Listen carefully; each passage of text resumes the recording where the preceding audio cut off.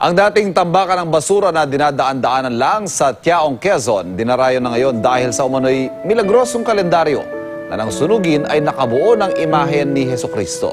Panoorin po natin ito. Bali-balita na sa basurahang ito sa Tiaong, Quezon, may himala. Ang usok at apoy kasi sa tambakang ito, nakabuo raw ng imahe ni Jesucristo. Ay talagang naniniwala kami, ma'am. That's just in Jesus Christ. Ako'y kinilabutan, bakit nagkamukha ni Papa Jesus? Noong Disyembre pa raw ito unang napansin ni Roger, isang araw matapos nila ritong magsiga. Kung nga alam na may kasamang ganyang kalendaryo ng puon. Ako po ay nahingi na pasensya sa akin na silap na yan na may kasamang kalendaryo ng puon. Ako ay pasawaret. Hindi ko naman alam na si kasama doon. Ang ipinagtataka raw nila, hindi ito nabura kahit panabasa ng ulan. Dati po ngay dinadanan-danan lang, binabaliwala. Ganyan ang lumabas kapag silab ako.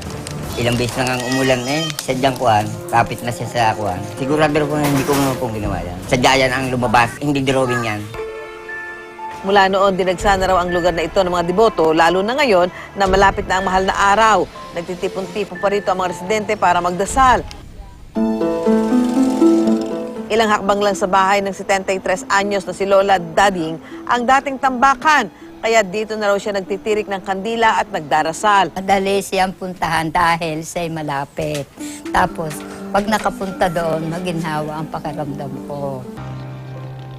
Dahil sa mga patotoo, ang imahe sa pader, dinarayo na rin ng mga may sakit gaya ni Anita na 10 taon na raw nakikipagbuno sa stage 2 breast cancer.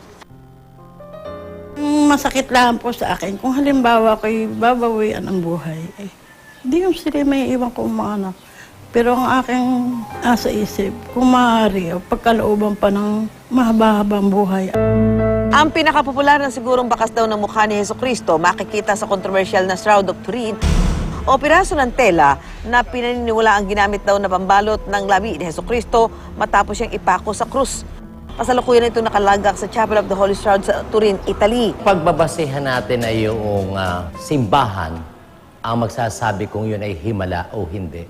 May pagdadaan ng proseso. Una, kinakailangan hindi siya labag sa ating pananampalataya at sa ating moralidad. Pangalawa, kinakailangan ideklara ng isang obispo. Pag sinabi kasi nating pareidolia, ito yung mga patterns na form.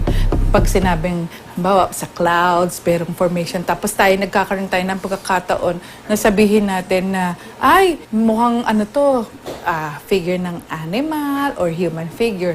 But, when you give meaning dun sa pareidolia na yun, it becomes apophenia. Pero kung ang Bureau of Fire Protection ng Tiaong ang tatanungin, ang paglitaw ng imahe dahil lang daw sa direksyon ng apoy at forma ng pader noong sigaan ito. Malamang po dito sa pangyayari na ito, ang sinunog nila na basura ay may kasamang plastic. Meron po tayong tinatawag na V-shape kapag nagsusunog tayo. Palagi po siyang parang patriangle. Opo, dahil po sa hangin talagang pataas po siya, ganyan po ang nagiging forma. Ngayong nalalapit na ang Semana Santa, kumusta ang inyong pananampalataya? Hinahanap mo ba si Jesucristo? Saan mo siya makikita? Paano? Kung hindi man, paano mo siya isinasabuhay at isinasapuso?